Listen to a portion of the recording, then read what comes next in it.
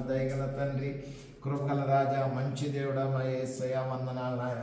ఇదిగో తండ్రి, తెలంగాణ రాష్ట్రం కొరకు ప్రార్థిస్తున్నాము నాయన, ఆంధ్రప్రదేశ్ కొరకు ప్రార్థిస్తున్నాము నాయన, ఈ రెండు తెలుగు రాష్ట్రాలు ప్రభా నాయన, అయ్యా తండ్రి నాయన, నీ సన్నిధిని ప్రకాశింపజేయమని ప్రభా ప్రార్థిస్తున్నాం. ఇదిగో వెలుగు వచ్చి ఉన్నది అని వ్రాయబడిన మాట కొరకు వందనాలు నాయన. అయితే ప్రభా నాయన, లోకమునకు చీకటి కమ్ముతున్నదని, అది కటికి చీకటి కమ్మబోతా ఉన్నదని ప్రభా నాయన, అయ్యా మీరు సెలవిస్తా ఉన్నారు ప్రభా. ఈ చీకటిలోని ప్రభా నాయన తండ్రి, మా ప్రియులు నాయన, నీ బిడ్డలు నాయన తండ్రి, రక్తం చేత విమోచించబడినటువంటి వారి ఎడలని కృప విస్తరింపజేసి ప్రభా, మీరు మహిమ కలిగిన దేవుడు అని, మీరు మహోన్నతుడైన దేవుడు అని ప్రభా, ఈ రెండు రాష్ట్రాల్లో ఉన్న ప్రజలు తెలుసుకునేలాగిన నాయన మీరు కృప చూపాలని మీ హస్తాలకు అప్పగించుకుంటున్నాను.